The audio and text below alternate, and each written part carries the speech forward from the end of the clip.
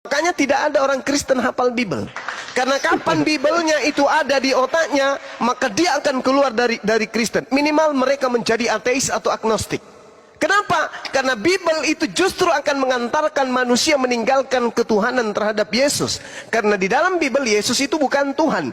Yesus itu hanya utusan Tuhan. Contoh, 1 Timotius 6 nomor 16. Silakan Anda hafalkan ini kalau Anda berani. Lalu tunjukkan Yesus bisa nggak duduk di situ. Anda tidak akan pernah bisa. Jadi kalau ada pertanyaan kepada pendeta, kenapa pendeta itu tidak menghafal Bible? Karena kapan dia menghafal Bible, berarti Bible disimpan di akal. Kalau Bible disimpan di akal, orang itu akan keluar dari Kristen. Makanya jangan dihafal.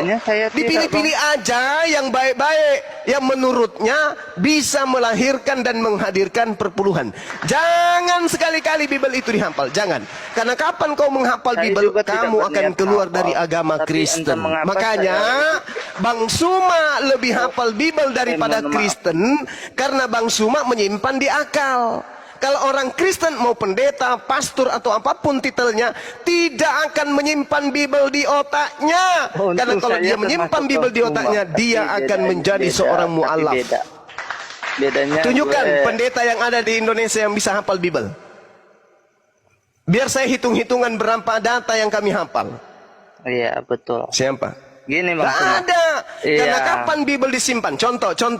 Saya seorang pendeta ya. Saya contoh nih. Satu menit bergiliran kita. Contoh 1 menit.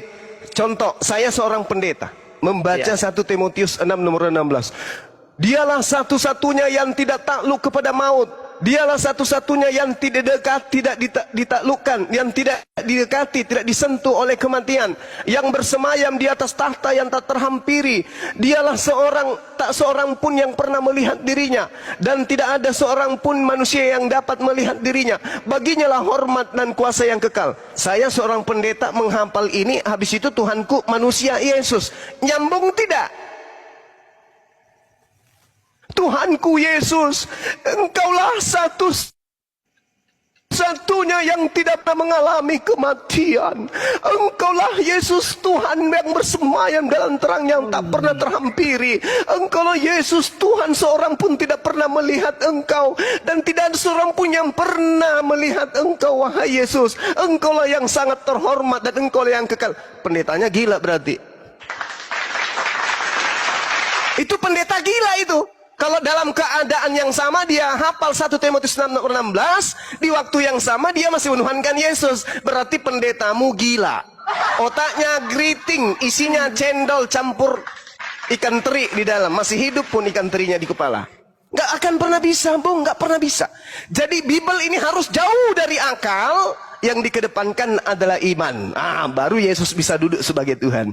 Yesus Tuhan. Nah itu kalau sudah mati akalnya baru bisa.